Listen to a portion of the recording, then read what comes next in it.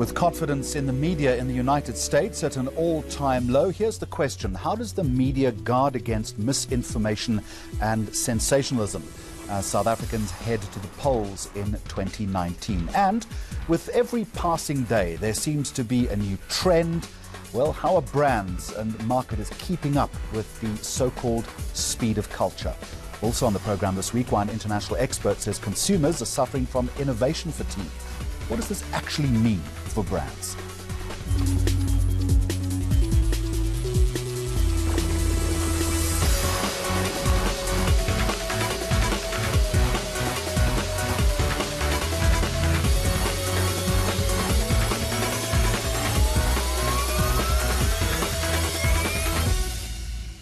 All right, we're going to start with this, and here's an interesting statistic for you. A recent poll by USA Today, CNN and Gallup finding that only 36% of Americans believe that news organizations get their facts straight, compared to 54% in the late 1980s. The reasons given for the decline range from sensationalism, factual inaccuracies, and even poor spelling on the part of news platforms.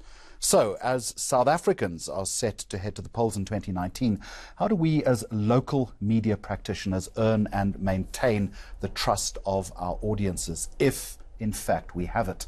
Kate Skinner is the Executive Director of the South African National Editors Forum, along with Kate Wilkinson, the Acting Deputy Editor at the fact-checking organisation Africa Check. To both of you, a very warm welcome. Kate Skinner, to you first of all. We've run our own poll. It's not scientific. It was on Twitter. Yeah. Our result was that 68% of our respondents say that they have diminishing trust in South African news organisations when it comes to things like accuracy. You're not surprised, are you?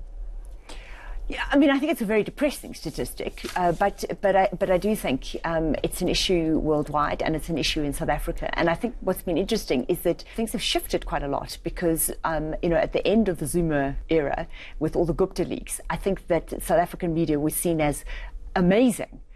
A powerhouse in terms of uncovering corruption, and yet things have shifted kind of in quite a negative direction more recently. I think what that means is that we as a media have to pay attention to that. We're certainly not above reproach, and we've got to look at why, there's diminishing kind of respect and credibility. Things have shifted, Kate Wilkinson, since the end of the Zuma era. How do we find ourselves then in this parlous position? What has happened in the past year to 18 months?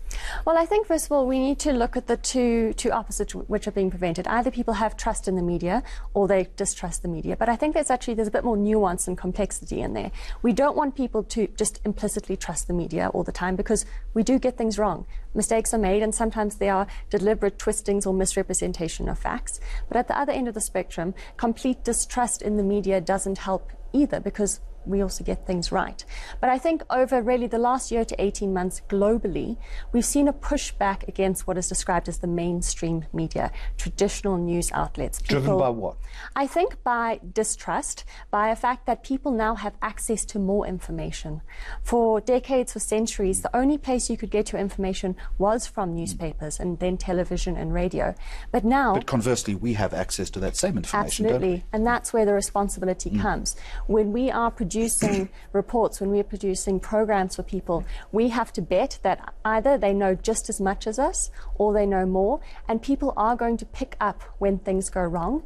And the way to remedy that is, basic fact-checking and going back to the basics of journalism, but also transparency. When things go wrong, we have to acknowledge it in a transparent way and be open about those corrections, because when you aren't, people then perceive a motive or an agenda. In this 2.4-second news cycle, Kate Skinner, that we exist in, it's all very well to say we need to be more careful, we need to fact-check, but we also live in a very competitive environment. Often we rush to print or to broadcast. We have no choice because of a commercial imperative. I mean, I do think that that's the interesting thing about a public broadcaster. So, for instance, you could say, certainly in terms of the commercial media, there's this absolute imperative, commercially to kind of be there first. Which is possibly misguided. Which I have to say is possibly misguided. I think more and more people are talking about slow journalism. But the issue that I think is interesting, particularly around your public broadcaster, is to say the most important thing is to be trusted. Your credibility is the most important thing. And in fact, the issue is that you'd rather check it You'd rather put in the context. You'd rather talk to more people. And I think over time, that's what we're going to find, is that on social media, things can come out incredibly quickly. And we're not sure whether that's true or not. But what you want is your established media, and particularly your public broadcaster, to be the place that you go to. And you'll get it a little bit slower, but you will get that context and you'll get the fact-checking which you're talking about. And I think that's where we're headed, and that's where I hope we're headed. Kate Wilkinson, again, all well and good, but whether it's a commercial broadcaster or the public media will come back and say, slow journalism is good, we've got to get our facts right, but we don't have the resources to do it. And that's an argument worldwide, isn't it? Absolutely, and I think that we can all understand the pressures that are placed on newsrooms and on journalists to be first. Gold standard would be, slow journalism, let's get the facts right.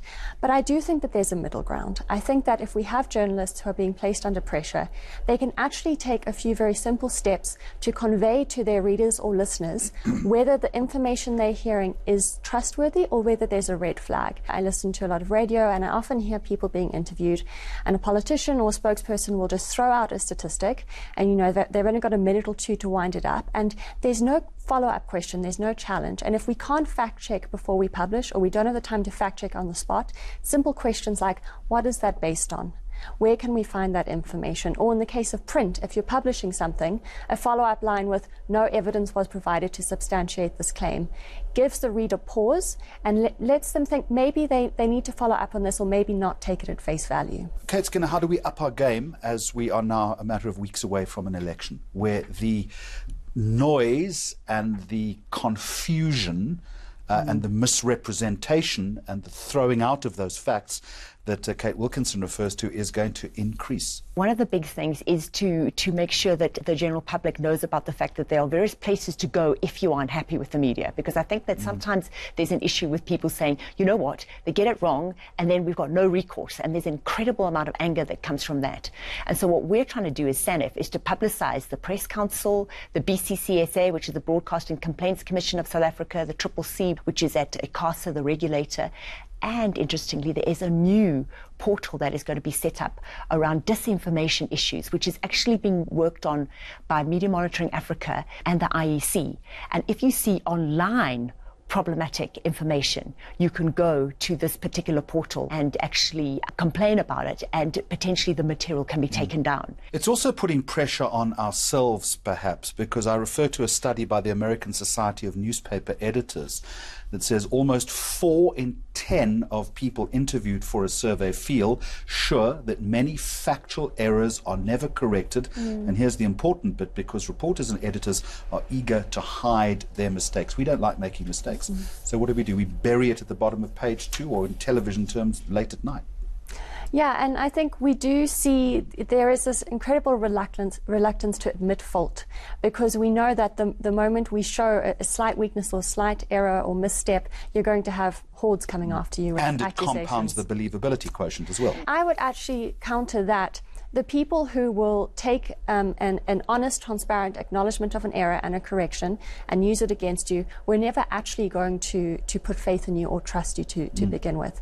But the people who see you being honest and open and see you admitting error, it actually builds trust. At Africa Check, we're a fact-checking organization, and sometimes we make mistakes. A decimal point is in the wrong place. Sometimes we use data which is a bit outdated because we weren't aware of new research. But we see whenever we correct it, we acknowledge the correction, we tweet about it, we share it, we always see a positive response and people appreciating it, because what it tells them is that if there's a mistake and we know about it, we are going to correct it and we're going to tell you. And I think that attitude can go a long way to rebuilding that trust that we've seen lost in media worldwide. Kate Skinner, a final question to you then. If the current trajectory continues, in other words, the trust factor diminishes, what does it mean for those of us who work in the media? Well, I don't think we can allow that to happen. But we are allowing it to happen if you look at the survey that I quoted from the United States. Well, okay, so I think... It's a slippery slope to nowhere, isn't it? It is a slippery slope. What we can do... So, for instance, I think one of the things that, for instance, SANEF is doing is that we're going to be doing a major inquiry into ethics issues, credibility issues, and into capture of journalists, because we think that there have been some very serious problems there. And what the most notably what's emerged of the Zondo Commission. Precisely. And so what we're wanting to do is to look at like a whole lot of things that could be done around it. everything from training to looking at editorial policies, editorial checking, the transparency issues that Kate has been talking about, actually admitting, when there's a problem. And what we're wanting to do with this commission is to put out a series of recommendations and then to focus on that across the industry. So I agree with you.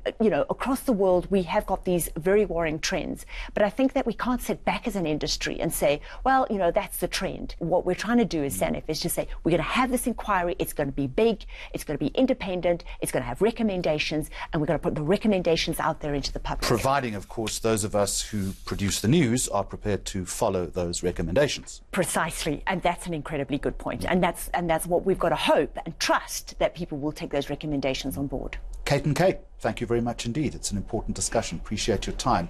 We'd like you to weigh in on this important debate. So do you trust South African news organizations to bring you fair, accurate and impartial information? Let us know on our various social media platforms. Next on the program, a real challenge for marketers and brands as they desperately try to keep up with what is termed the speed of culture.